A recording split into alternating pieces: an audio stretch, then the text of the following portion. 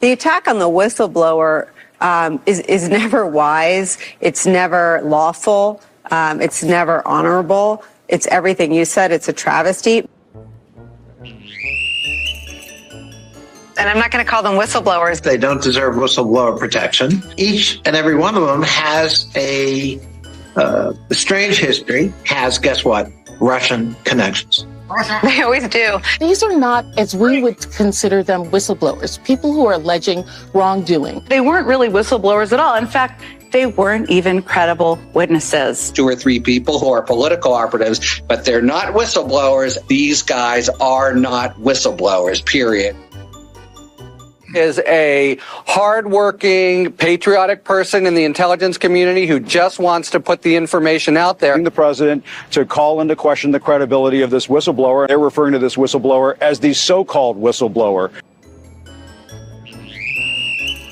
So-called whistleblower on the Biden family. Welcome back to so-called whistleblower. From the so-called whistleblowers. See so-called whistleblowers. So-called whistleblowers. So-called whistleblowers. So-called whistleblower. So-called whistleblower. So-called whistleblowers. Whistleblowers, that's what he's calling them. Whistleblower. Quote-unquote, whistleblowers. They're alleged IRS whistleblower. The GOP is marketing as whistleblowers. Quote-unquote whistleblowers. Jim Jordan, who's the chair of the Oversight Committee, is lauding them as brave Americans. Whistleblower, a true patriot coming forward with the allegations. But that's why the whistleblower is a hero in many ways. This whistleblower is a hero. The whistleblower is a public servant. And now, To stay anonymous. like heroism is being kind of thrust on this person. We can't imply this person is partisan. The person has been deemed credible and a patriot. Great courage to do the right thing. The whistleblower did was really patriotic. This whistleblower was not alone spiritually. The best composed, best written, best documented such complaint I've ever seen. Thank you, whistleblower. I consider your complaint to be credible and urgent. Do what Donald Trump was doing in going after or targeting the people who helped this, I would say, very brave whistleblower.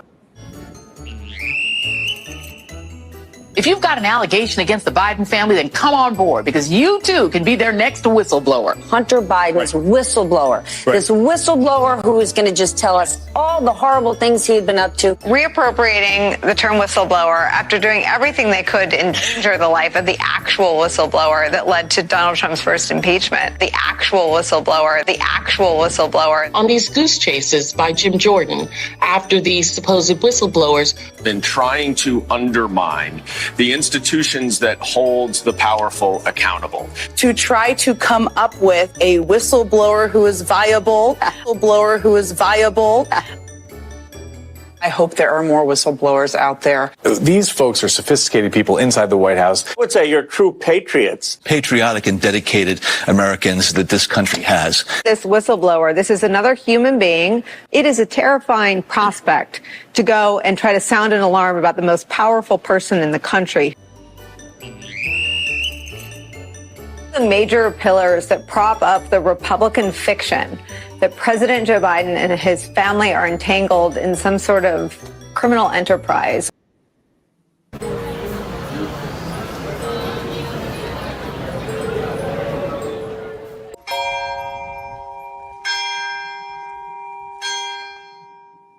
All right.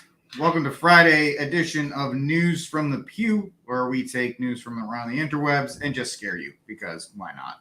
I am your host, Rick Barrett. You can find me at thearmedcatholic.com, first-class firearm training with a foundation of Catholic tradition, because the two are compatible. And I am joined on this Friday by my entire panel, so it is cause for celebration.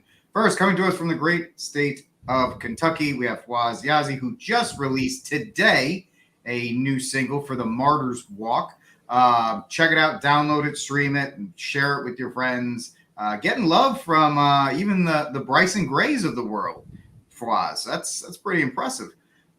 Next up from the state of Georgia, we have the great Jonathan Arrington, who is here in between teaching ninth level Latin to monks and all of these other things that only John can do because he's amazing. Always great to have John here. And then finally, I have pledged my loyalty, obviously, to Sensus Fidelium, and the godfather of Sensus Fidelium is there in the state of North Carolina. It's Steve Cunningham. It is time to get to work.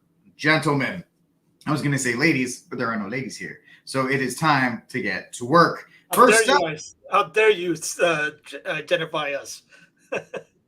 Steve, I'll objectify you as much as possible. Misidentify us. I will misgender you assume all our the way. gender. Let's get to just show the climate boiling stuff.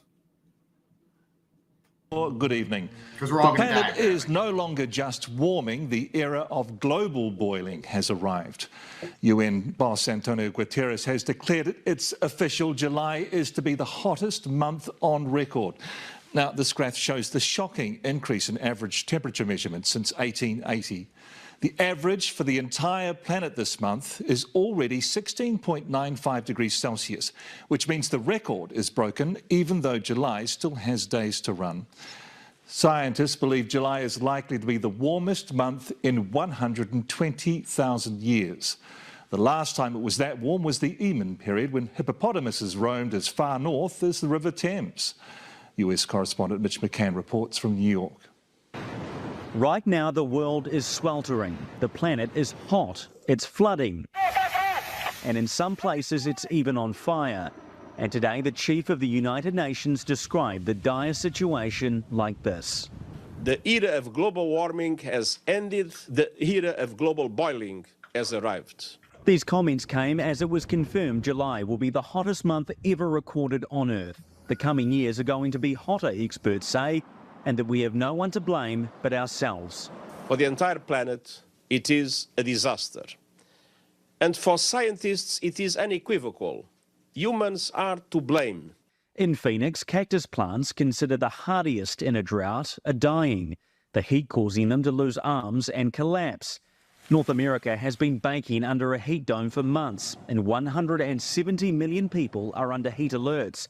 Today, the president announced financial relief to help communities dealing with the heat. There used to be a lot of time when I first got here, a lot of people said, oh, it's not a problem. Well, I don't know anybody, I shouldn't say that. I don't know anybody who honestly believes climate change is not a serious problem. A problem that's seeing hospitals in the country's northeast prepare for patients with heat-related illnesses. Washington is expected to hit 37 degrees for the first time in 7 years this week. And New York really does feel like a scorching concrete jungle. Right now here in New York, the city's 8.5 million residents are under an excessive heat warning. And with so many people using air conditioning, the city's power company has asked customers to cut back on power usage so the network stays reliable. This is not our first heat wave, and with climate change accelerating, it won't be our last. As the World Meteorological Organization has said, climate action is no longer a luxury, it's a must. Well, Mitch is with us now from New York. Mitch, have any deaths been reported because of the heat? Good evening, Alice. Unfortunately, yes, there has. Phoenix, Arizona, which is really the epicenter of where this heat wave is hitting in the United States at the moment, has reported 25 heat-related deaths in the last couple of weeks. But they're also suggesting there may be 250 deaths in Phoenix, Arizona, that are related to the heat. They're still trying to investigate further, and most of these patients have been over the age of 50. Now, one place in Arizona that's really taking a novel approach to how it treats patients in a medical centre is the Valley-Wise Medical Centre in Phoenix, and what it's doing, it's putting patients in body bags, yes, body bags full of ice to cool down their internal temperatures because it's getting so hot outside, and they say they are having some success with that approach. Now, they're probably going to need to continue that in the coming weeks because it is not showing any sign, the forecast, of getting cold. Scientists, it is unequivocal. Humans are to blame. All this is entirely consistent with predictions and repeated warnings. The only surprise is the speed of the change. Climate change is here, it is terrifying, and it is just the beginning. The era of global warming has ended, the era of global boiling has arrived. The air is unbreathable, the heat is unbearable, and the level of fossil fuel profits and climate inaction is unacceptable. Leaders must lead. So hot in her? It is hot in her, but then again, it is summer. Of course, whatever you look at a map from a couple years ago, I know Paul Joseph Watson did this. It was actually warmer a couple years ago, but it was green. But now that we're in the climate boiling, we have now changed to red. So it's very impressive there. Yes, as you can see, on the top, it was actually warmer than the bottom. Cooler temps in 2022, but in red to scare you. That's pretty much how the legacy media works at this point. So let's go to Fwaz first. The idea of the evolution. Remember, it was global warming, then it was climate change. Now it is global boiling. So they've just kind of continued to escalate the language. And I guess your average person believes that it must be true. Yeah, you forgot about the global cooling, right? That was before the global warming. We had global cooling first, then global warming, climate change, now global boiling. It sounds like the whole analogy of the frog, where they got to turn it up slightly before we get to boiling, and then we wouldn't even know that we're in there. And then the next thing we know, our frog legs are on the plate. It's kind of funny because, number one, let's just say that we do have the Earth changing in temperature, and it's done specifically because this is what the Earth does. And what is their solution other than the fact that they want more power? It makes me laugh, the fact that every solution that the problem that government creates, their solution is always more communism. I don't explain that to me, how communism is always a solution for every government problem that they create themselves. Because I don't know, I'm not an expert, but if you're going to be spraying stuff in the air and trying to dim the sun and mess around with Mother Nature, then it might come back and bite us in the butt. So to me, it seems like, what is that thing? Cloud seeding. They have a way of controlling things a little bit. I'm not completely convinced they can control the temperature for sure. Only Christ can do that, and we've seen that happen before. But it's summer. It gets hot in the summer. Sometimes, some years are hotter than others. We've been on this earth for a long time. I'm a young earth creationist myself, but we've been here a long time, regardless of how you look at it. And we're going to see shifts and different temperatures, and leave it to them to take summer and turn into an existential crisis, because that's what they like to do. And it's always the same solution: give us more power. You yield less power. You live as a peasant. We become elites, and then therefore we get to fix it for you. So me handing you more power and me living with less is some way, somehow going to change the weather immediately. Like having a carbon tax is going to, and they're going to come back next year and say, due to the carbon tax, the weather has gotten better, because it changes just like that. It's a bunch of baloney. It's another one of those things where they're really trying to push to gain more control. It seems to me 2029 and 2030 is their goal for some reason. I don't know. Maybe that's what Christ allowed them. Maybe that's what Christ said. This is what you get. And then accelerating it more and more. And by 2029, 2030, it might have something to do with the Our Lady of Fatima, when our Lord appeared to Sister Lucia around 1929, 1930. It's always 100 years after our Lord shows up. Something happens. We saw that back with the French Revolution. We might see something going on in 2029, 2030. They're trying to accelerate this. They're trying to get their plans as fast as they can. Like demons, they usually overplay their hand and get in trouble, but we'll see what happens. 100% correct, Fwaz. That is the tried and true story. They always overplay their hand, whether it's cough, cough, jab, jab, global things that are warming up, whatever the case may be. They cannot help themselves. Your thoughts, Jonathan? Well, one of our, first of all, exactly reiterating what Fawaz said, these people don't know how little they know, or else maybe the only other thing I might add is that these liars know precisely how little they know, but they know also that with the more force they speak, the more people tend to, they go, oh, well, I guess he knows what he's talking about. He's speaking as if he has not a lick of doubt. But as one of our very astute listeners just noted, from all the actual scientists who have written papers on these things that have actually stood up to peer review, from all they know, the stuff we're talking about in regard to boiling or not is completely dependent upon solar cycles. As far as we know right now, the best guesses we have about when's it going to be hot, but based on these solar cycles. So, I mean, these folks are lying to us again. Now, folks have been lying on, these news stations, and especially about what they know about the weather or not, since the advent of television and weather shows on television. And all you got to do is have half of a memory to recall some of the ridiculous predictions that have been made. Even in the last, when we were in Florida, for instance, they were just so sure they knew where this hurricane was headed. And of course, that in itself, the so-called prevalence of hurricanes the year and a half we were in Florida, it was all due to the climate change. Of course, they finally got prudent enough to steer away from global cooling or freezing and global warming.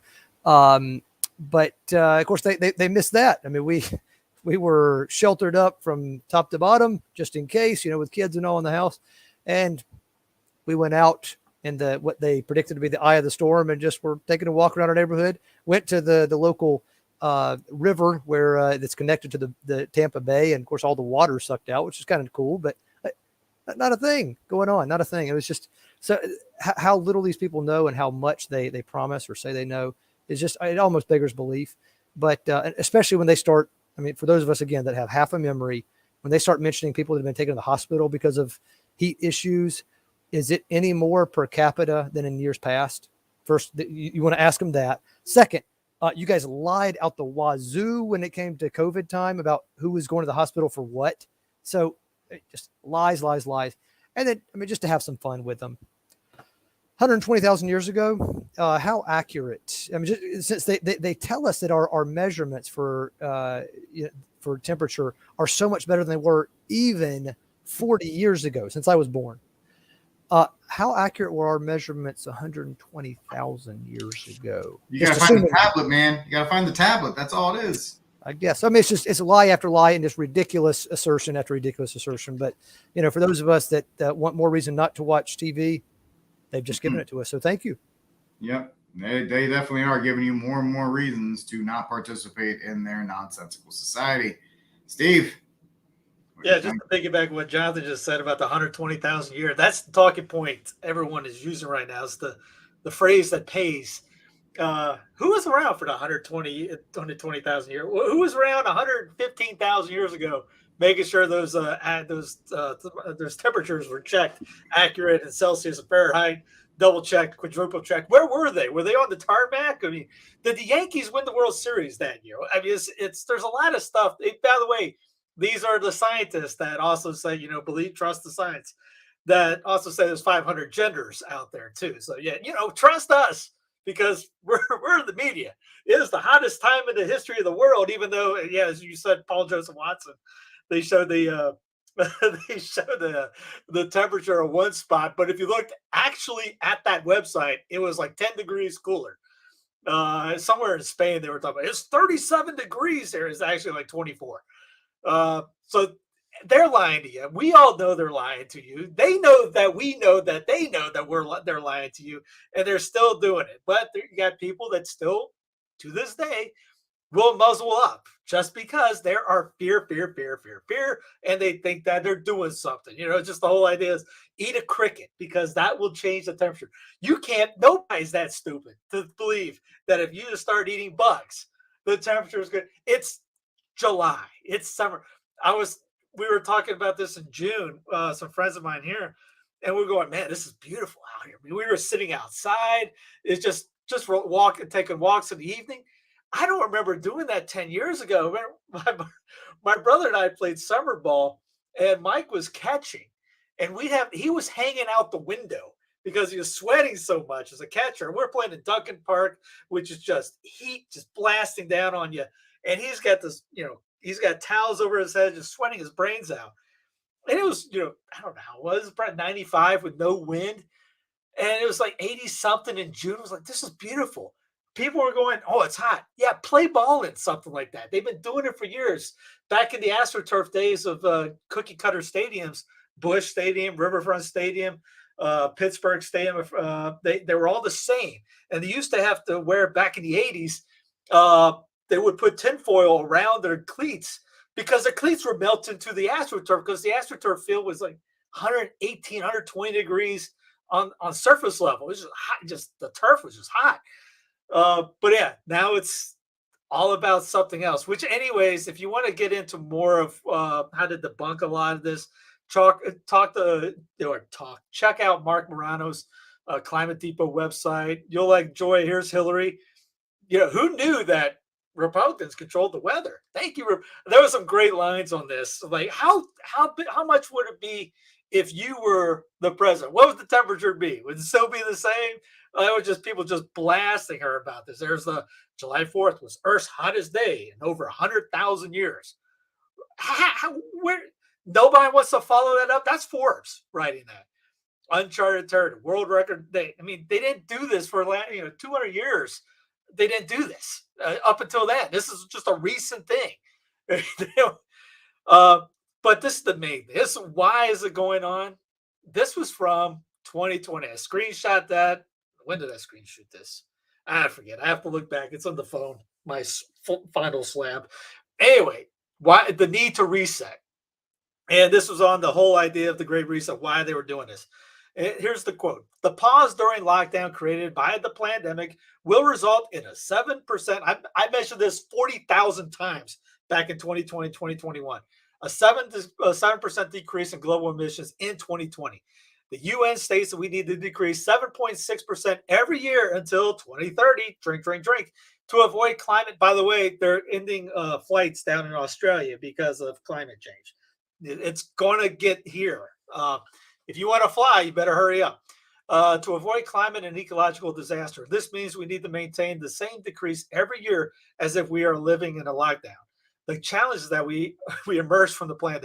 Anyways, they want to do this because of Earthism. Forgot his name, Ian Davis. Check out his work and check out his book on that. He coined the Earthism idea. It's all about the Earthism. It's all about power control. Oh, power and control. Let me get this one guy. My apologies. I totally slipped my mind here. Power and control. A climate emergency, Ian Clymer. We are not living in a period of extraordinary climate. We're living in a very benign climate. We are actually still living in an ice age. That ice age started on a Tuesday 34 million years ago, and it's still going, and it fluctuates between cold periods, glaciation, and warm periods, and interglacial. We are in one of those interglacials. Those interglacials are driven by that great ball of heat in the sky we call the sun. For some reason, a trace gas has nothing to do with our climate. It's the sun. And if we get further away from the sun, it gets cooler. And if it gets closer to the sun, it gets warmer. Now, no legislation from Canberra or from the UN can change the orbit of the Earth. And it's, again, all about power and control. They want the control. They want the power, so they control how you live. They control where you go. That's all about this next topic. Another topic we'll get into later with the WorldCoin ID and the CBDC that the Fed now started, which isn't a CBDC, but it's an entry. It's the nose under the camel's tent to get the CBDC, which is about ultimate control, so that you won't be driving, you won't be flying, you won't be buying something. Or if you do get outside your 15-minute city, your cash isn't going to work because your AI won't let you buy anything. This all this doggone stuff right now is an authoritarian technocracy, communist takeover that I wish everybody would talk about this more than Trump going to prison for the 5th time or whatever it is, or any other heroin smoking in the D.C. and all this other nonsense, or liturgical wars over that. By the way, in a not so distant future, if you're driving to an hour to go to Mass now, you're not going to be driving to Mass in 2 to 3 years, because they won't let you, or they're going to ban gas or something like that. Your car's not going to be able to start. Again, what's coming down the pipe is stuff that we never thought would ever happen. We're in uncharted waters of the power grab that's coming through the entire globe, and it's going to get worse every year. We're only at halfway through 2023. 2024 is going to get worse. 25 is going to get worse. 26, 27, 28, it's going to get worse. Buckle up, Buttercup. All right. Well, on that note, congratulations to Blessed Thursday for your 5th child being born. Deo gratias, and fantastic. And may you name him a strong child name as Richard. So let's get to our next story of the day. If the climate emergency doesn't work, they'll scare you with UFOs. In possession of potentially non-human spacecraft. Based on your experience and extensive conversations with experts, do you believe our government has made contact with intelligent extraterrestrials? Something I can't discuss in public setting. Okay, I can't ask when you think this occurred. If you believe we have crashed craft, stated earlier, do we have the bodies of the pilots who piloted this craft? As I've stated publicly already in my News Nation interview, biologics came with some of these recoveries. Yeah. Were they, I guess, human or non-human biologics? Non-human, and that was the assessment of people with direct knowledge on the program I talked to that are currently still on the program. And was this documentary evidence, this video, photos, eyewitness? Like, how would that be determined? The specific documentation I would have to talk to you in a skiff about. Gotcha. Okay, so, and you may or may not be able to answer my last question, and maybe we get into a skiff at the next hearing that we have, but who in the government, either what agency, sub-agency, what contractors, who should be called into the next hearing about UAPs, either in a public setting or even in a private setting? And you probably can't name names, but what agencies or organizations, contractors, et cetera, do we need to call in to get these questions answered, whether it's about funding, what programs are happening, and what's out there? I can give you a specific cooperative and hostile witness list of specific individuals that were in those. And how soon can we get that list? I'm happy to provide. I guess that's it for that. Good question. Why are we wasting time on this? Well, I'm actually going to reverse the order. I'm going to throw it to John first because you have the best argument for it, and then we can all react to it. So, John, why are we even dealing with something like this? I'd like to get your opinion on that, sir. All right. Well, some intelligent Catholic commentators who are devoted to the faith and to the knowledge, the scientia, that is the true knowledge that we can be sure is giving us an accurate representation of the truth.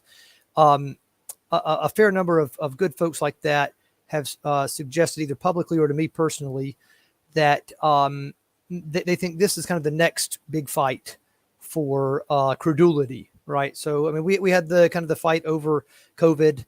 And well, who are you going to believe? You're going to believe the experts? Now, who are you going to believe? You're going to believe the experts? You're just going to believe, some Joe Blow guy who says, well, I trust that, kind of like what Pope St. Leo said and what a bunch of others have said. St. Thomas sums it up best. What has not been assumed by our Lord is not going to be saved, And so if there's life that is, I mean, they asked about biologics. Did you catch that, by the way, guys? Just note to their terminology, biologics. What in the world do they mean by biologics? Okay, alive?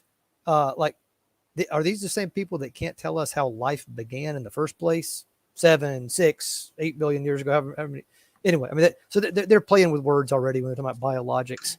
When he doesn't admit that it's any sort of human remains.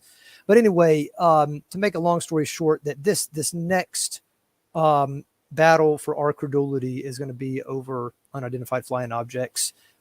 Seems to strike a lot of people as having a ring of truth to it, and it's one of those things where there are a lot of otherwise really, really sound commentators out there. I'll just give you one example, Tucker Carlson, that who seems to be right now kind of ambivalent, a little bit agnostic about whether or not it could be true or not.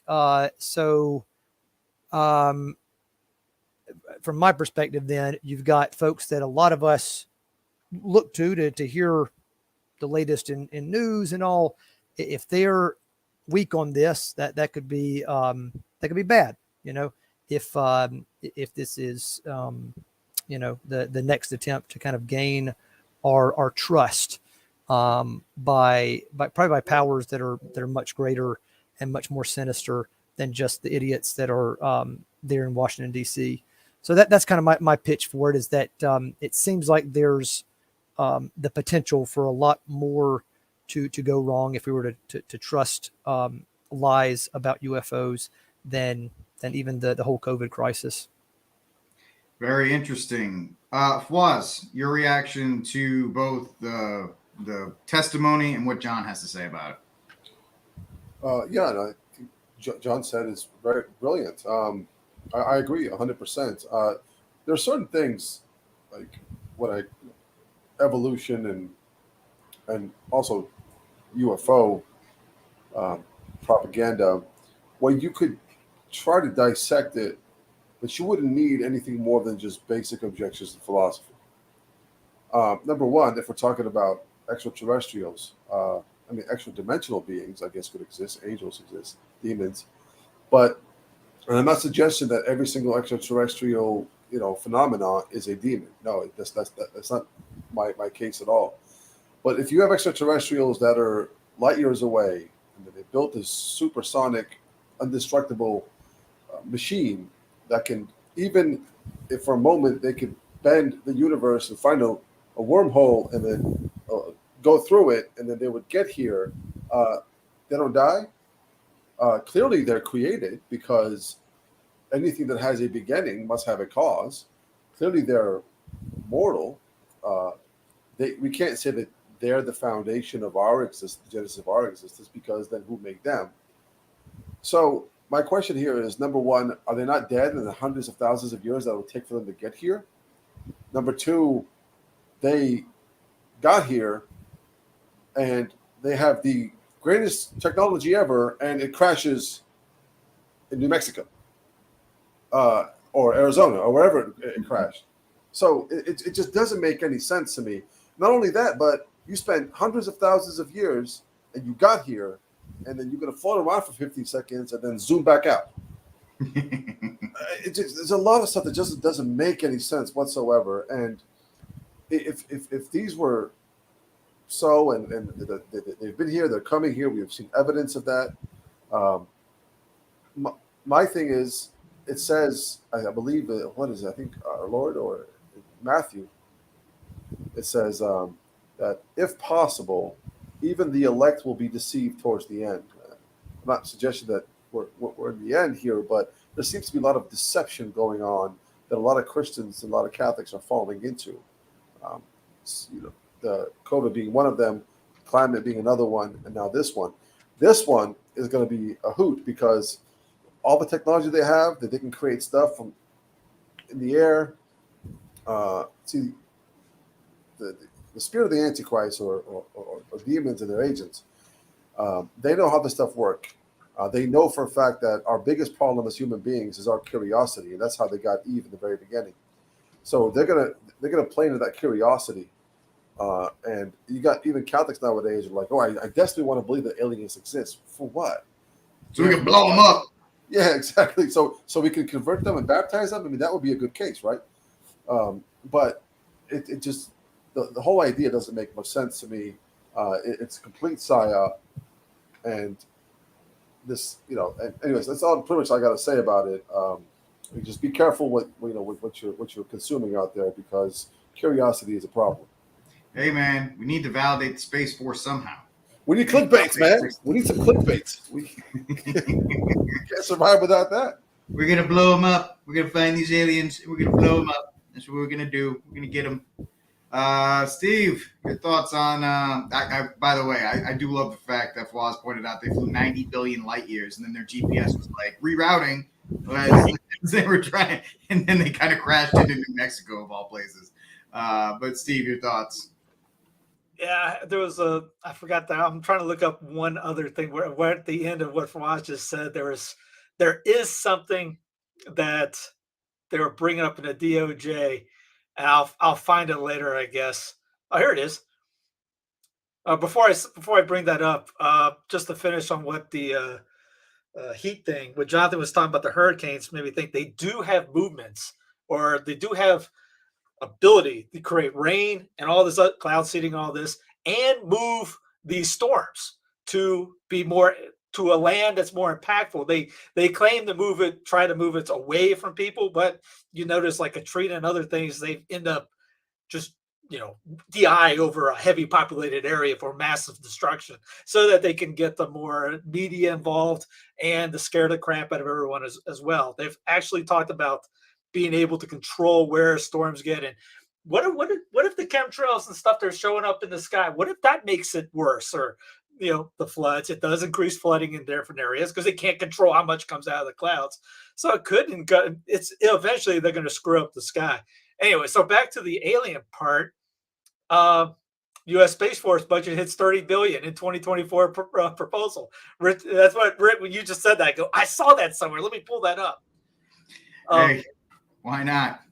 Just in time for Trump's return. Exactly. Robert Malone had a tweet out: non-human biologics recover from UFOs. Whistleblower testifies the public deserves to see the actual evidence so we can make up our own decisions whether or not this is just another psyop. Because this guy just pretty much talked about it for a couple minutes or how long it was, and there was no evidence. There was no nothing. It was just, hey, let me tell you because you're supposed to trust me. Caitlin Johnstone has a line of here, so I don't think of everything as a psyop, but if this is going to be involved in a psyop, it would be UFOs and aliens, especially since the U.S. government has a known history of using the subject of UFOs and aliens in psyops. Here's down below in 1954. While the CIA was engineering the banana coup, Guatemala's government announced that it learned the plot. Coup governments in Florida sent the telegram to CIA station Guatemala with advice on suppressing the info. One strategy was to seed flying saucer stories in the press. There it is, highlighted down here. If possible, fabricate big human interest stories like flying saucers, birth sextuplets in remote area to take play away. And here's a little local map of where all the UFO sightings are. And they must want the SEC tickets in the Big Ten or something because they're all in the US of A. Hey, man, they're obsessed with Ford Rangers and Chevy Suburbans. I like this one line. One person in the Congo saw one. Yeah. He's saying the reason they haven't come back is because the aliens landed. And he's like, "Why are you gay?" And they were like, "Nah, we ain't doing this no more." And they just flew off. Like, we ain't hanging out with you guys. So but remember, the media has never lied to you ever. Trust the science, trust the media because they tell you how to think. And if you ever question anything, you hate kittens, you hate grandma, you want grandma probably to die. And what else? You don't like swimming or something. I don't know. Well, I mean, it's also the UFO is perfect because, as you've been saying for 50 plus years, every couple of years there's an alien movie out some way, shape, or form. It's pretty much embedded in American conscience. Just remember, the most famous one was War of the Worlds when they did it on the radio, and people legitimately thought it was happening, and they freaked out. So it just shows you, it doesn't matter if it's iPhones or radios. And with the rise of AI, don't trust a single thing you see on TV and all, because I mean, you get the videos of, oh, look at this alien thing. You know how, like we were talking off camera about Fawaz's video, which was done fantastically. I don't know. You put a gun in my head. I could never edit a video like those guys do. But you can do that with any other clip. You can add a UFO in. You got these holograms all over the place, whales coming out of the sky and things like that. And that's what Hollywood is on strike about because of this AI ban or AI thing that they got. They have to tell the actors, they have to sign some sheet that their likeness is forever given to the Hollywood people and they'll never get paid. So literally they could be in, I mean, think of like, say Caviezel, for instance. Say if he signed his thing, he doesn't want to be in scenes where he kisses or anything like that. Well, if they have an AI of him, like they have with the lady that used to be Princess Carrie Fisher. Carrie Fisher. Christopher Reeve was in the Flash movie. He's been dead for how long? Yeah. So they could put these guys in movies, make them do whatever they want. You already got deep fakes and all this now. Now you can have deep movie fakes and not get paid for it. You're not going to be able to trust reality. Well, you're going to have the whole stuff with the meta stuff too. You're going to have to deprogram yourself from these things to just see reality. Yeah, I agree. It's very, we are at a flashpoint moment for that kind of stuff where you have the choice whether you're going to continue to trust what is being put out there. I mean, there was even, if you're following presidential politics, which you shouldn't, there was a big hullabaloo because Ron DeSantis, one of his campaigns, tweeted out this picture of Trump like hugging and kissing Fauci, and it was an AI generated image, and they put it with a couple of other real ones, and like one person said, hey, that one in the middle, it's not real because one of his arms isn't long enough and the wording in the back is jarbled. But it was undetected for 2 or 3 days, and people were just like, oh, okay. So it's already starting in this kind of stuff. You'll see it in all kinds of things in presidential politics and your everyday life. You know, what can you and can you not believe? The fact that AI is coming around is pretty terrible. Speaking of terrible world governments and computer programming that will rule us all, we now have some more things that are being put into place for the people that were more than happy to be involved in it, like WorldCoin. If we say 5 years down the road, what's your vision for this platform? What should it do? Well, I think it'd be, I'd like to, have this sort of long-term vision for something called X.com from way back in the day, which is kind of like a sort of like an everything app, where it's just maximally useful. It does, payments, so it provides financial services, provides information flow, really anything digital, and also provides secure communications. So really I think be as useful as possible, as entertaining as possible, and also to be like a source of truth. Like if you want to find out what's going on and what's really going on, then you should be able to go on X, the X app, and find out.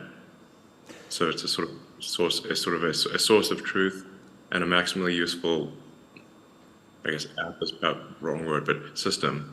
And Twitter is essentially an accelerant to that sort of maximally useful everything app.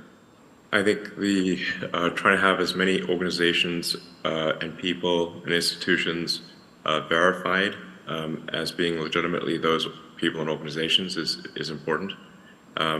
And to have the organizational affiliation clearly identified, so that if you want to find out if somebody's actually, if an account is actually, say, from a member of parliament or a journalist, or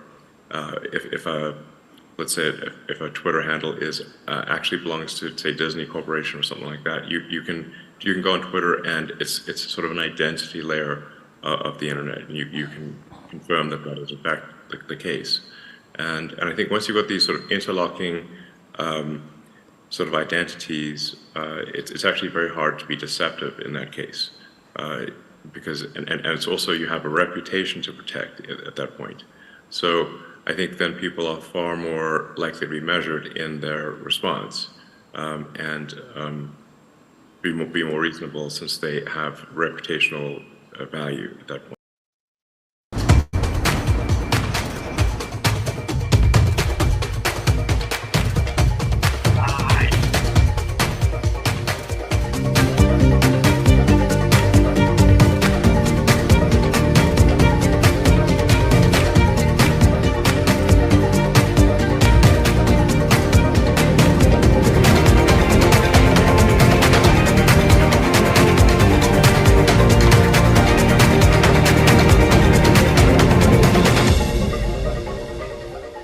No. Resist. Here's everybody getting it. I mean, yeah. Just like getting a new iPhone. New eye in this case. Yeah, the idea here, and he's already changed it to X. It's already happened, which is, gonna give it to you. The whole point of that, because he wants, as soon as it, honestly, folks, as soon as it goes to that, I'm out. I'm done with it. I mean, I don't need Twitter in my life, and if it's gonna go to the Everything X app, I can easily live without it, because I don't want to be a part of that whole thing. And the fact of the matter is, you gotta be careful. And this is what News from the Pew has been saying for a while in regards to Elon. Yeah, the Twitter thing's great, free speech, blah blah blah, but the guy is He's got means to an end that he wants to accomplish. And he is in lockstep with everybody else. You don't get to be a billionaire by being a rebel. And so it's really that to be made, that case to be made. But Flaws, your thoughts on people lining up for the in front of the orb and giving their souls essentially to the eye for what? For creature comforts. That's what it is. That's all it is. And then go back to the Elon thing. We did say here, wait and see. You know, he could have good intentions with buying Twitter, but now we know what his intentions really are. Instead of competing or starting, it costs him a lot more starting one from scratch to try to build it up. He bought Twitter and turned it to what he wanted, and probably what Schwab wants, and all those other folks. It's a one-stop app for your third industrial revolution, humanism, religion. So as far as people standing in line, this is what you get. This is what you get when you have years of habitual sin, which causes men to completely collapse in their morals and their strength, which are easy for you to convince and take over. And something really interesting I found, I believe it was Princeton, one of the colleges did the study where they took a bunch of guys and half of them got a placebo. The other half got, I believe, what's it called? Testosterone injections or testosterone supplements. And what they found was actually really interesting. So all of these guys were left-leaning in their thinking. And the ones who took the placebo didn't have a change whatsoever. The ones who actually took actual testosterone, their views, for some reason, started to change, and traditional ways of the natural law were becoming a lot more prevalent. It made more sense to them. They started to gravitate towards that. All of a sudden, someone like, what's his name, DeSantis, was no longer vile to them. He actually made sense, which goes to show you how powerful testosterone is among men. When you take it away through plastics, like we've been drinking water through plastic, what they put in the water supply. I think the average 18-year-old now, the average 20-year-old now has the same testosterone level as I believe the 6-year-old in the 80s. So when you remove testosterone among men, it's easier for you to manipulate them because they just become soy boys, as we say.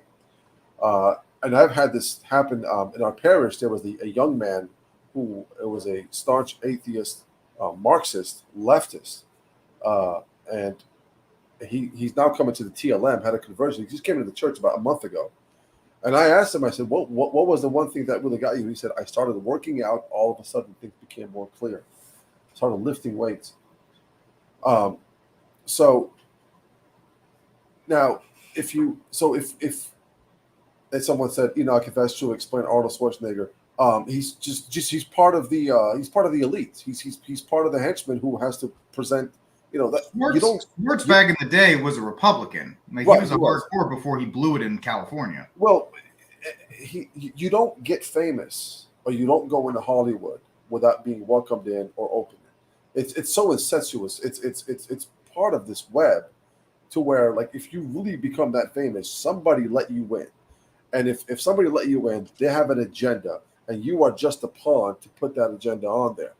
So he's doing it for comfort levels, or he's going to the end of his life. What does he have to gain out of it? So what I really want to say here is, if you take men off of society, as far as like them being real men, you're gonna get in this problem. And how do you fight that? Well, I think there's a parish in Detroit that's actually creating their own community. So they're building, are next to the parish. They're building something that's community based, where it's what's called a commonwealth, where the community ends up exchanging gifts and services to one another, and they're trying to step away as much as they can from the system that we have right now. So if you have a TLM community or community among men, and you have people who are in trade, you guys can set a new way of system. It's going to take a while, But if you step away from the system we live right now, where we're so dependent on the government, the state, the city, just general life, to where you guys depending on each other. Here's the chicken guy, here's the meat guy, here's the tradesman who can take care of, and you're giving your time and your effort to the community. That's going to be worth more than money. So I believe it was like back in days where you had snake oil salesmen. They were selling new refrigerators, and when this stuff started coming in, and one person stopped and said, they said, well, what does this gain me if I purchase all of these things? The person said, well, you could do more with your time because it's more convenient. And the other person said, rightfully so, he said, well, if I have these, it's going to cost me more, so I got to work more just to pay for these things, to pay for the maintenance, to pay for electricity, to pay for all of these things. So we're really in a cycle of this perpetual just rat racing, and we're living in this just going in circles where men are just they have no purpose, they have no drive, and this is what happens. And you introduce them to this new shiny ball that Adam got introduced to, they're gonna run right towards it. So really, if you could find a community among yourself and really just start to have this commonwealth amongst one another, it's going to be a lot better than relying on the system. 100%. Well said. Steve, your thoughts? This isn't good. This worldwide global digital ID that they're trying to use your retina, your iris for. We all saw, Stevie Wonder saw this coming. Everyone, their brother's been talking about this coming. They talked about the World Economic Forum last month or 2 months ago about not having a tracker for your carbon output yet. They will. It's in the works. What do you think this is going to end up doing? You hear what's going on. You hear what the crisis there. Here's a solution. They create a crisis and they give you a solution. They have the Fed now all in the works right now. By the way, if you want to look at the Twitter story of how bad the changing of X's, the name that he was going for is XAI, and he's talking about being able so you don't have to type out your tweet anymore. As you think about it, it will go right to the Twitter feed. It will be AI. There will be AI involved in this. There will be some kind of transhumanism idea incorporated into this. Remember, this is the brain chip guy. He's not. Neuralink will be a part of this somehow. This is just one of many, as he said. By the way, remember the orb thing? And now full disclosure, that globe thing is a globe. It has the continents on it. But isn't that kind of funny that we're talking about an orb right now for digital ID? And the global leaders were there with their handprints all over this orb a couple years ago. I'm not saying, I'm just saying. I mean, we are talking about the father of the jab. Right, that most guys that want to look, most of the lapdogs that Trump this, Trump that, they won't mention. They won't even bring stuff like this up. What this leads to, Dr. Mercola, Chase Bank shut him down. Now Nigel Farage and others have been shut down as well for their bank accounts because when you debank somebody, they can't do anything. You can't run a business if you're debanked. You can't do a lot of things if you don't have your money in their account.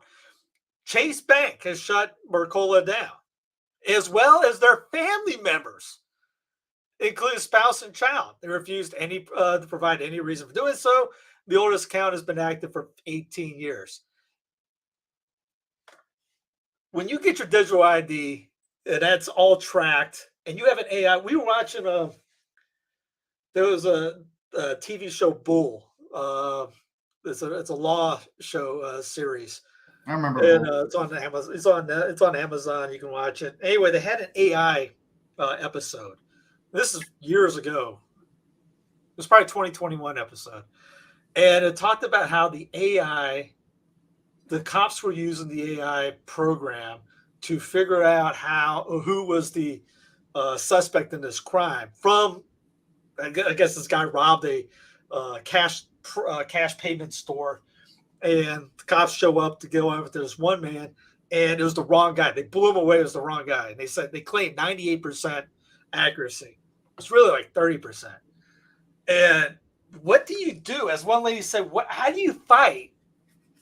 You can fight bad cops. You can fight things like that. How do you fight a computer algorithm that puts you as a criminal across the board?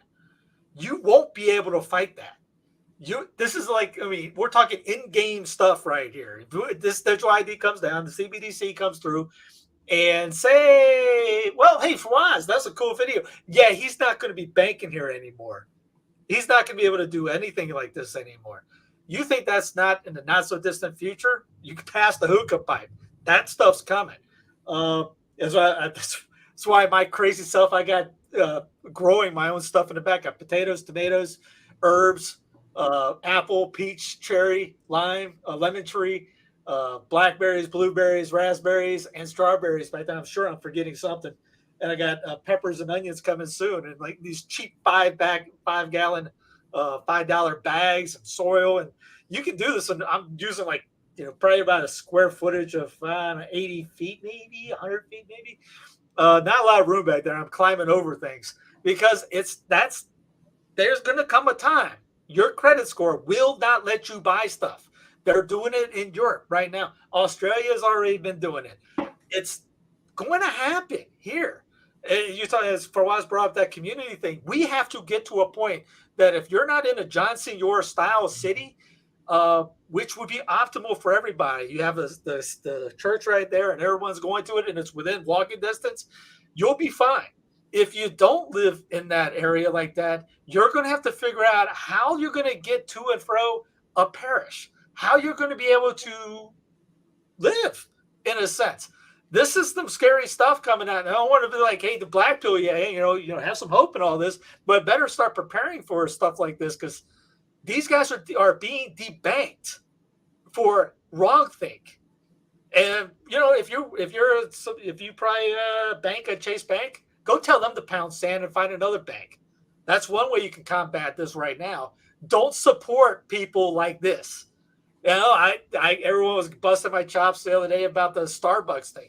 If we can't say no to a Grande Loca in a hotel when there's 40,000 coffee places in a block in a big metropolis, Steve, I need my coffee. I need my coffee, Steve. How are you going to survive this when like your bank tells you no? And what are you going to if you don't have the guts to stand up to something like that? Well, that's it. And by the way, the Dodger thing, I brought that up on a Twitter thing. What's the guts come from that? Everyone was jacked up on the Dodger protest. They're number one in the NL West, and they're number one in attendance in the year 2023, year to date, right now, beating the Yankees by a lot. Nothing came out of that right now. So are we just protesters that do nothing afterwards? We have to be on the offensive because when you get on the defensive on this, you're not going to be able to survive on your own. Think about your family, your kids on this. Start growing stuff in the house. Start getting some kind of self-sustaining something.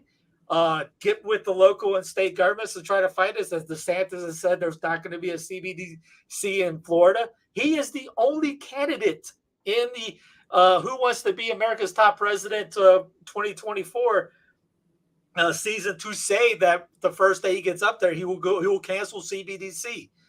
Nobody else. Well, Vivek's against it, but the rest, they haven't said a thing about that, and that should get your little ears puffy on that. Who cares if someone's but my MAGA hat, but yeah, what's he going to do with CBDC when he's in it? Not a darn thing.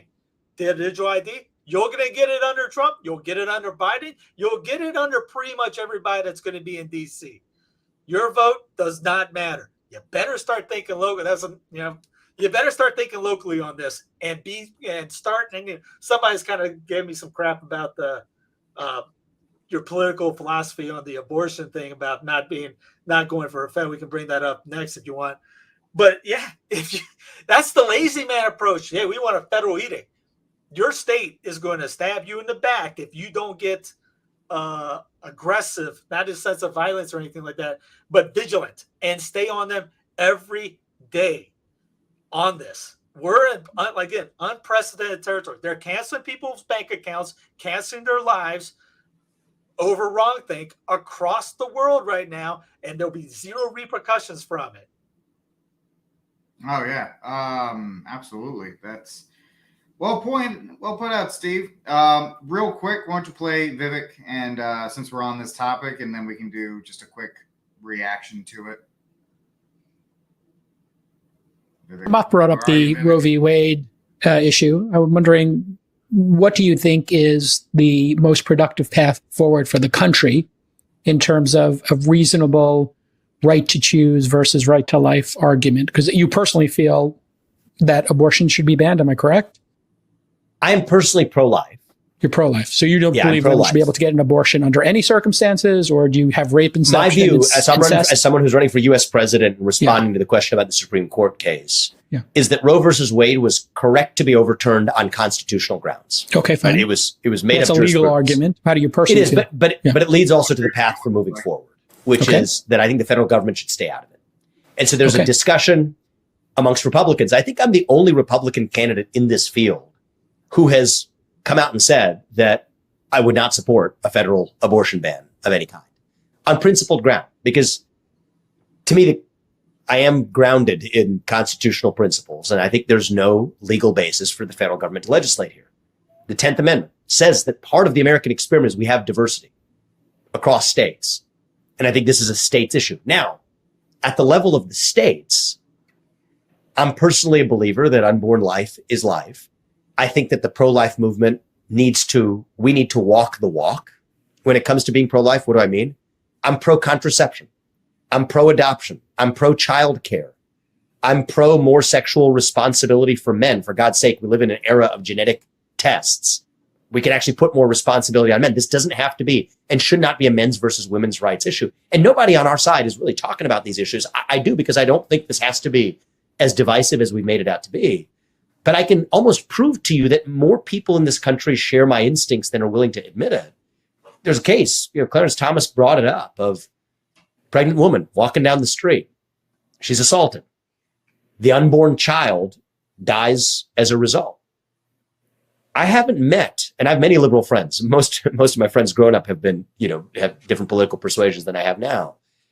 I haven't met a single one of my liberal friends or otherwise who says that criminal does not deserve liability for that death. And so I just think more of us leave share it to these the common states. instincts. If one state wants to ban it, they can ban it. If another state wants to have a 24-week rule, they could have a 24-week rule. That's your Unlike best other solution. Republican candidates, I will not be signing a federal abortion ban on constitutional leave it to the grounds. states. And I remain Understood. open to persuasion. If some legal scholar convinces me that the U.S. Constitution gives the federal government the authority to sign that into law, so be it. But I have not been so convinced, and I think many other principled constitutionalists haven't been convinced, even though the other Republican field has all, best I know, every other candidate in this race has said.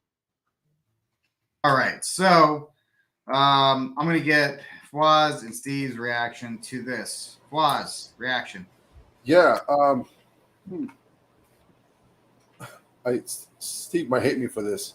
I think this is one of the places where I might be different. I think there are certain things that the federal government, if they can, like for example, we had the racism thing, prejudice thing, the segregation thing. There are certain things that I think all human beings should be protected nationally, and I think that I don't think that's different when it comes to the unborn.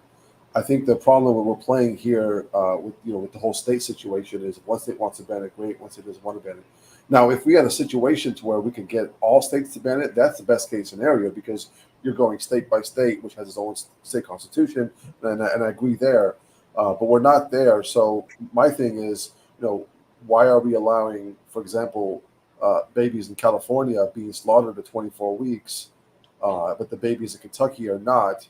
Can we take? We're taking a half victory there, to where if we can amend the Constitution and put it in there somehow and just say this is a living person and it deserves life, it should be protected like any other, federally protected law. I disagree with Vivek here. I think, but I could be wrong again. I'm not a constitutional scholar either. Okay, Steve, your response? Oh, you you've heard me say many times, if you want your answer or solution being a federal or general government edict, it will bite you in the butt in a not so distant future. Everything that, like what Fawaz brought up about the things that come down, edicts or rulings, those were created problems by the federal government. Jim Crow, guess who? That was a federal government thing. Segregation. Yeah, hey, give me my self-government. All those things have been government. Now, if you put an edict down from on high with no hearts change, you're going to set one precedent. You're not going to convert a single heart. And when the bad guys, quote unquote, bad guys get back in, guess what they're going to do? Roe 2.0 will be inserted.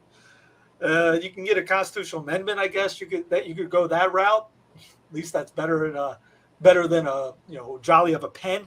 Just because at least that way, if you're going to put an amendment, you get the states on board. You just get the states involved in it.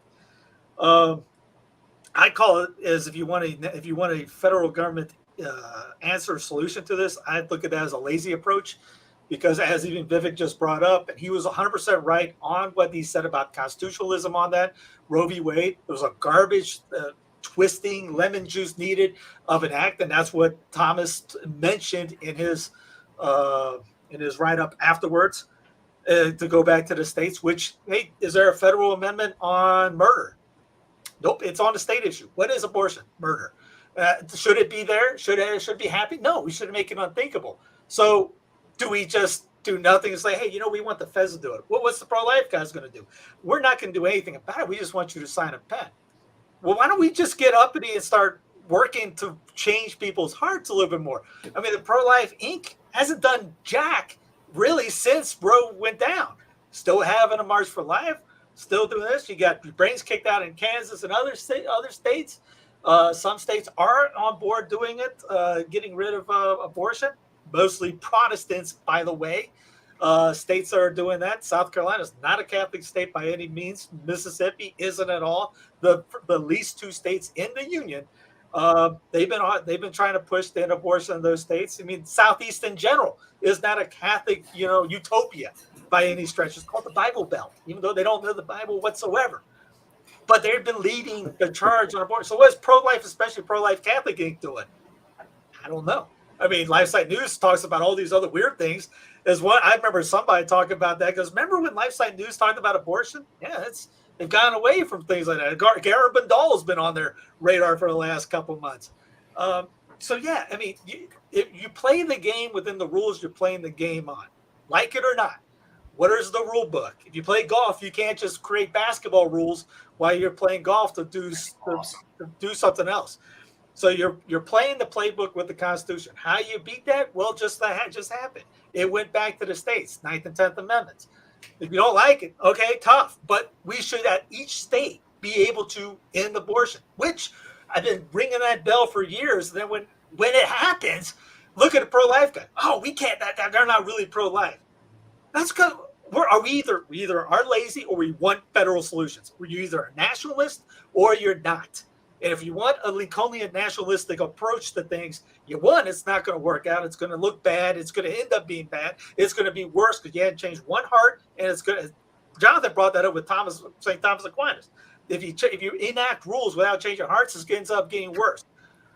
If we're not pushing in our states, and that goes back to what I said earlier about the other topic. The Catholic faith is not something you just put your legs up and just relax. You look at the martyr. You look at the video Fawaz has out on the Martyrs Walk. There's photos of martyrs. Those guys, you read the lives of those guys. They didn't sit back and just, I'm getting a good paycheck. I got a good job. I'm not going to cause any waves. They didn't get killed just because somebody just walked up the door and went, hey, I hear you. No, they did. They were living the life, and some of them lived it very. How would you say, in your face, in a sense. They weren't poking their fingers in their noses or anything like that, but everyone in that city knew who they were. And if there was something wrong going on, they said it. We don't have, where's our Catholic guys in each congressional district in each state? We should have at least one in every state running for each seat. You go to the parish, how many people are at the parish? Depending on where you're at, 80 to 300, 400. You tell me there can't be one coming out to run for office in that county, and have that or maybe for the state house? How come it's always got to be the Protestants? Like the only reason the church got reopened is because of the Protestants. What does the Catholics and all? We were on board with the lockdowns, so they hired the higher ups. And the same thing with this. Okay, we got everyone still back on road. It goes back to the St. Alphonsus, the St. Paul Street team conversation I had with those guys. They had, quote, no idea what the second step would be after they initially talked to somebody about conversion. What's our second step? There's conferences all over. What's post-Roe? Are you telling me after 50 years we haven't figured that out, or what to do after post-Roe, and how to fix it, how to get this on, how to cement it in each state? If you get people on board and cement those ideas in each state, then you don't have to worry about it. You got to keep pounding away every time to be able to keep it in there and keep the people going, keep them why you're doing what you're doing, convert people on a daily, hourly basis. But it's like, do we really want that? Are we really wanting that? If we really want that, just like we talked about with sports, you're practicing every day, hours a day, you're working out, you're eating right, you're doing everything. You know what to do to go. You know what you need to do to get to the goal. In this situation, are we doing everything we can? Somebody wrote me, I'm working my tail off. I don't think anybody, I'm looking at myself in the mirror, none of us do enough. And if we say we do enough, we're lying to ourselves. Yeah, I think that's completely true. And I'll just add this, abortion shouldn't be illegal. I think it's a Ron Paul quote. Abortion shouldn't be illegal. It should be unthinkable. Yeah. I mean, that's until we get to that point, all of this is just you're fighting over deck chairs on the Titanic, for lack of a better term. But go to your state. You can do that tomorrow. Mhm. End it tomorrow. But everyone wants to. We got to do it fast. We got, that the elimination of AM radio. That's another centralized thing. They're getting away from local newscasters. Local. Say you had a Catholic radio like here in Charlotte. Our boy Jason. He's a part of a Catholic radio locally. They're getting away with the AM radio. So what you get a centralized news, centralized everything. Everybody has a centralized mentality. There's no regional anything. That's what Franz was talking about before. You have a parish in your local hometown. You do everything you can to correct that and change and make that local hometown Catholic. Imagine everybody that's listening to anything worrying about that idea to make your city Catholic as that can be. If everyone does that, just like that map with the United States on there, that would glow. Instead of, let's turn on Fox. Let's see what's going on. I live in Georgia. Let's see what's going on in Oregon. No one does that. You shouldn't ever think that way. But we made that so that even the news, sports, everything is, instead of local, regional, we got to have it centralized and global. Yeah. No, fantastically put. I mean, everything's centralized. All right, folks. It's time to get to the cry room. So, Fwaz, Saint of the Week and nominee for the cry room. Oh, cry room's easy. I'm not going to pick that Macy lady. It's that guy who went on an 8-hour thirst strike. Oh, that guy, yeah. He had a little, heart rate, monitored and all that stuff. That had me laughing, man. When I was in San Diego and I was working 3 jobs a day when I was living in California, that was my Tuesday. That was a normal Tuesday for me. No food and no water. I mean, just working. This guy's sitting out there and with no water for 8 hours, and so I put that guy in that cry room. The Saints of the Week, I give up to my guys over at the Red Top Report. They did a great job editing that new video that I just put out, the Martyrs Walk. Also, you gotta give it out to the Martyrs Walk founders, Jason and yourself, Rick, and everybody who was part of it. Check that out as well. So the Red Top Report and the Martyrs Walk are my Saints of the Week. All right, Steve, what do you got? Who are you going with so I don't double up? I'll draft off of you, so you go. All right, I'll go with her. Another Yeah, year, that's fine. another standing room only event. And when I woke up this morning at 7, I was getting picked up Wow, at 7:45. Patrick, my fiance, tried to pull me by my waist over this morning in bed, and I was like, no, baby, we don't got time for that this morning. I got to get to the prayer breakfast, and I got to be on time, and a little TMI, but he can wait. I'll see him later tonight. But I was here. I'll see him later tonight. Much later tonight, because she's on this show. Anyway, Congresswoman Mace joins us. Congresswoman, great to have you. I guess you'll get home sometime around midnight tonight. So I thought it was pretty funny at a prayer breakfast. Good for you, Governor. I would throw Sean Hannity. So that was a curveball. I didn't throw Nancy. I was showing Hannity in there, the former follow-away Catholic who went after. Remember the incident with Father Eitenauer long ago? And it was the prod. I think it was the Jew that he used to work with that was backing up Father. Now the bigger context of that video is she ends up going on saying about how she fell away from any kind of church at all. Tim Scott brought her back in. They both go to Seacoast, which is a worshiptainment rock band church group in South Carolina. In North Carolina, it's what is it? It's the guy lives in a $1 billion mansion type deal. New Springs in the upstate of South Carolina. Elevation is in North Carolina. Huge, just all over the place. And she also talks about her 2 divorces and then how she goes to Seacoast and Charleston and blah, blah, blah. So it's just a big Protestant mambo jumbo thing. But hey, if you're saved and she says she's saved, then who cares? You can sin boldly. Remember, again, we should be more engaging with these guys. Just because they're on the red team doesn't mean they are saved individuals. That's the American idea. Oh, we only pray for Trump. Can I ask a question? Remember, I ask a question real quickly? Yeah, go ahead. Who denied the thirst better, the guy for the 8 hours or she? I guess it would be her. Okay, that's what it would be her. No. He doesn't look like a spring chicken, but no. My saint of the week, I'm going with Bishop Sample. If no one's not, I saw it at the gym today. They had him on Fox, but they had the story on Fox. He put out a thing back in January about pretty much not caving into the tranny stuff at the schools, and he's getting heat in liberal, crazy Oregon, Portland area. I think is the bishop, with him in Spokane. I think the Washington bishop's on board with him too, I think. I was trying to find video, but I couldn't find much. All I saw was Queer News Tonight had a thing about it where they mocked the Catholic faith pretty much the entire thing. They couldn't make an argument against whatever, bishop said. Made fun of dress and, obviously, why would you take kids to get educated by them, even though one of them did say he went to a Jesuit school when he was younger. And, no one says anything about regular schools where, as Rick brought up an article about, was it 1,000%, 100% times, 100 times greater.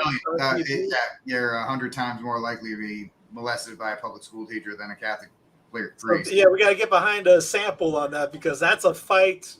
We got behind Strickland. That's good. Stand behind your bishops. And Sample, he's in pretty much no man's land up in Oregon with this. Yeah. All right. So Cry Room is every single one of you idiots that went to go see Barbie. Just the state of America. So congratulations. Hope you all enjoyed that. Also throw in everybody that was crying and complaining about not going to Oppenheimer. Dude, it's got nudity in it. It's a no-no. I haven't seen it. I'm not giving 3 hours to Christopher Nolan, so I have to go sit through that nonsense either. And also that's a nonsense thing. Saint of the week, my interview guest this week, Brian from Catholic Fightwear. You can find it on YouTube. I did an interview with him that dropped yesterday. He's a convert. He is a skilled martial artist in multiple disciplines. Really good talk with him. We talked for about an hour. So those are my saints of the week. All right, Steve, come on, man. I don't have much time left, but okay. One final thing on the movie. I got go to VidAngel. And if you watch anything, just use VidAngel. It takes away all cussing, all nudity, all that stuff. So if you have to watch a movie, go watch it on there. You don't have to worry about any of that anymore. Well, I plan to do. Yeah, I actually plan to do that when Oppenheimer comes out. I'm going to use VidAngel on Prime because I think you can't use it on Warner Brothers or Disney, but you can use it on Prime. So. Yeah, they show you through the whole thing. I got a link on sensefidelity.com on going right to VidAngel. Yeah, that's the only thing we'll watch. If she wants to watch something on regular TV, she streams it through VidAngel. Yep, I mean it's a great product. So that's a good heads up in case you didn't know about that. Go to Census Fidelium and check out his the link to VidAngel. All right, folks, that's it for this week's News from the Pew. Thank you for hanging out with us. If you like the program, like, subscribe, and share the News from the Pew. God bless. We'll talk to you next week. And Viva Cristo Rey.